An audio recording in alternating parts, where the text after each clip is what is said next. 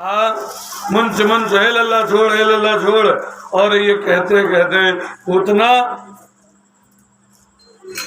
भगवान को लेकर के आकाश मार्ग में चली गई ऊपर, और ऊपर उड़ने लगी और भगवान से कह रही छोड़।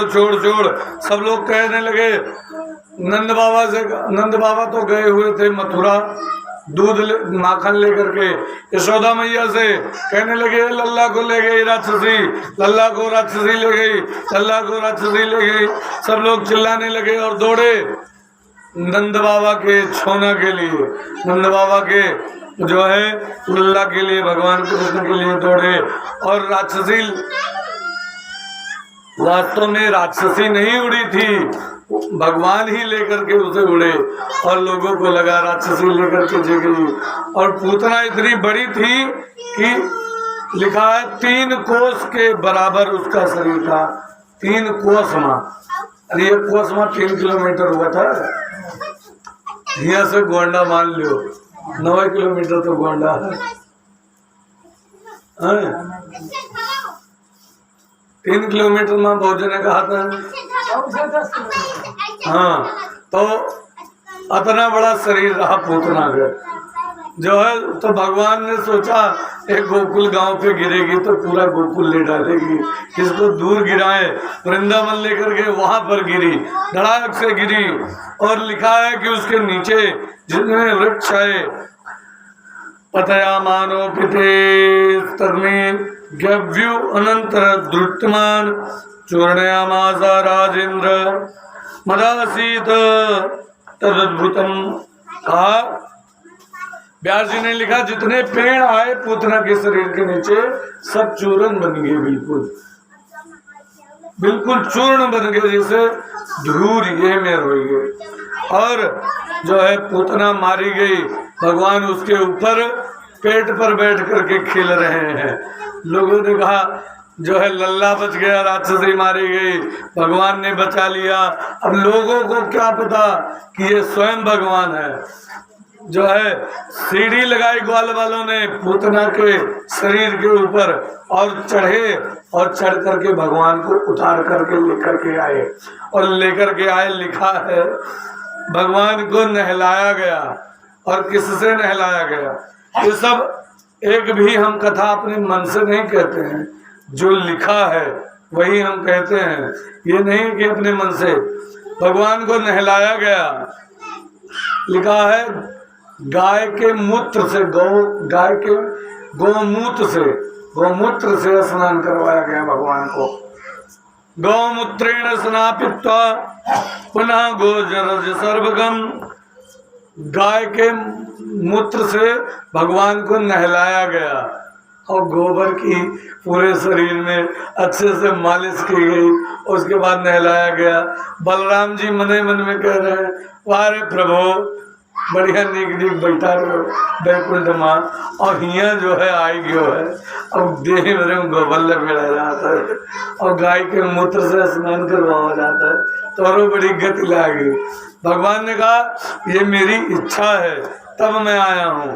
जो है गौमूत्र से स्नान कराया गया और गाय की रज पूरे शरीर में लगाई गई। और उसके बाद भगवान का झारा गवा। कैसे झारेंगे? भगवान के नाम से ही भगवान को झारा गया।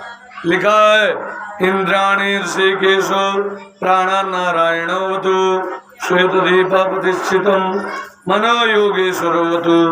कहा इंद्रियों की रक्षा नारायण करें, इंद्रियों की रक्षा ऋषिकेश करें, प्राण की रक्षा भगवान के हमारे लल्ला के नारायण करें, और समस्त शरीर की रक्षा योगेश्वर करें। भगवान कहे वाह ये सब मेरा ही नाम है और मेरे नाम से मुझे झाड़ रही हो। वाह गोपियां तुम भी धन्य हो, मैया तुम भी धन्य हो। और पूतना जब मारी गई, कंस के पास नहीं गई तो कंस ने सकटासुर को भेजा।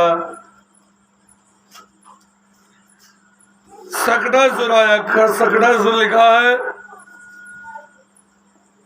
सा एतद् पूतना मोक्षम कृष्णस्याभर कमद्भुतम शृणुयच्छया मृत्यु गोविंद लभते गतिम। भगवान ने बड़ी बढ़िया बड़ी सुंदर गति तक पूतना को दी। लिखा है जो भगवान को मारने आई थी उसको परमात्मा ने जो है परम धाम दे दिया, वो धाम दे दिया जहाँ पर भगवान यशोदा को भेजने वाले हैं, देवकी को भेजने वाले हैं, वो स्थान पूतना को दे दिया। उसके बाद सकटासुर आया। सकटासुर के शरीर नहीं था, बगैर शरीर का था। लोमस ऋषि ये हिरण्याक्ष का पुत्र उत्कच था पिछले जन्म में, और लोमस ऋषि ने एक बार इसे श्राप दे दिया। लोमस ऋषि का इसने बगीचा उजाड़ा तो लोमस ऋषि ने श्राप दे दिया, जा तू शरीरहीन हो जा। और वही सकटासुर के नाम से यहाँ पर कंस के यहाँ पहुंचा। कंस ने सकटासुर को भेजा, पता चला पूतना मारी गई। सकटासुर आया। सकटासुर आया एक बैलगाड़ी पर बैलगाड़ी पर बैठ करके, और बैलगाड़ी जो होती है उसके आगे वो कहा दिख रहा था बाबा, अरे अगवा जो बैलगाड़िया रोका थी जो आठा, अरे जो ने पैसे खड़ी रहा थी स्टैंडवा नहीं है रहा था नहीं पहवत अगवा रहा था जो धूरा। हाँ, बैलगाड़ी के धूरा। भगवान वो सकटासुर ने धूरे से सोचा भगवान को कुचल दें, जो मोटा सा डंडा लगा होता है। और सकटासुर आया ऐसे बैलगाड़ी लेकर के भगवान को मारने के लिए। तब तक भगवान ने वहीं पर छोटे छोटे बालक सब खेल रहे थे, और मैया तो एक बहाना चाहिए मैया को उत्सव मनाने का।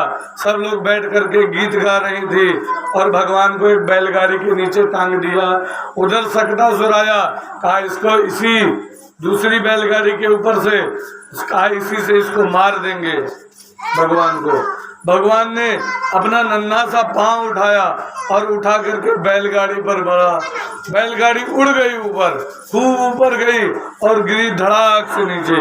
और जैसे गिरी तैसे जो है सब लोग दौड़े, क्या हुआ क्या हुआ क्या हुआ। तो देखा ये बैलगाड़ी कैसे गिरी। वहाँ 4-5 साल के लड़की खेलत रहे सब, उनसे पूछा अरे बैलगाड़ी कैसे गिरी। तुम्हारे लल्ला ने छोटा सा पांव उठाया और बैलगाड़ी पर मारा, धड़ाक से बैलगाड़ी उड़ गई। मैया यशोदा बोली तने भांग तो नहीं खाए रखे हो, भांग तो नहीं खा रखी है, मेरा छोटा सा लल्ला और वो पैर मारे बैलगाड़ी उड़ जाए, ये कोई बात हुई। तुम लोग भांग खा करके आए हो। वो बच्चे बोलने लगे नहीं मैया मैं सही कह रहा हूँ, मैंने खुद ने देखा, इसने लात मारी बैलगाड़ी उड़ गई। सकटासुर का भंजन किया भगवान ने। बोलिए वृंदावन बिहारी लाल की। और उसके बाद तृणावर्त को भेजा। भगवान धीरे धीरे बैठने लगे। संक्षेप में वर्णन करते हैं क्योंकि जो है कथा बड़ी विस्तार है। तृणावर्त को भेजा, तृणावर्त आया और भगवान को वो बवंडल के रूप में आया। गोल गोल जो बवंडल घूमता ना, खूब भयंकर बवंडल, इतना कि छपरा उपरा सबके उजाड़ लेके जितना रहा। और भगवान के पास आया, भगवान को भी उसने उठा लिया और लेकर के चल दिया। और जा रहा था, रास्ते में भगवान ने अपना वजन बढ़ा दिया, पीठ पर लादा हुआ था। अब वो बवंडल के रूप में जो तृणावर्त था, सोचे लाग कौन करिया करिया पठारा तो नहीं लाया है, ये जो है इतना वजन लड़का तो नहीं होता है, ये लग रहा है कोई और है। अब पीछे देखा तो भगवान ही थे। भगवान ने उसका गला पकड़ा और भगवान ने उसका उद्धार कर दिया। बोलिए वृंदावन बिहारी लाल की। तृणावर्त का उद्धार हुआ। उसके बाद भगवान का नामकरण हुआ। कोई बला बोले वृंदावन बिहारी लाल की, बोले राधे रानी की। भगवान का नामकरण और नंद बाबा इधर जो है वसुदेव जी को छोड़ दिया था कंस ने, कि जो है इन्होंने ईमानदारी की, भाई अपना सारे बच्चे मुझे दिए, तो छोड़ दिया था कुछ दिन के लिए। वसुदेव जी गए गर्गाचार्य जी के लगे और गर्ग ऋषि के पास जाकर के कहा, महाराज मेरा पुत्र, चुपके से कहा क्योंकि कंस का बड़ा तगड़ा वहां पर दबाव था सबके ऊपर, चुपके से कहा मेरा पुत्र नंद बाबा के यहाँ है, जाकर के उसका नामकरण कर दो, उसके नाम विचार दे जाएगा। और तब यहाँ पर गर्गाचार्य जी आए, और जब गर्गाचार्य जी आए तो तो चुप्पा नाव रखा था, कहाँ पर, गौशाला में गए, और गौशाला में भगवान का नामकरण हुआ। तो वहां पर दोनों माताओं ने थोड़ी चालाकी कर ली कि देखिए बाबा का तरह जानते हैं। जो है मैया यशोदा ने बलराम जी को गोदी में ले लिया, और इधर माता रोहिणी ने भगवान श्री कृष्ण को अपनी गोदी में बिठा लिया और लेकर के पहुंच गई। बैठी थी दोनों, तो भगवान गर्गाचार्य जी ने आंख बंद किया तो भगवान के दर्शन हुए। हाथ जोड़ करके बोले, प्रभु आपने बहुत बड़ी कृपा की, जो मुझे बुलाया अपने नामकरण के लिए, आपकी हमारे ऊपर महान कृपा है प्रभु।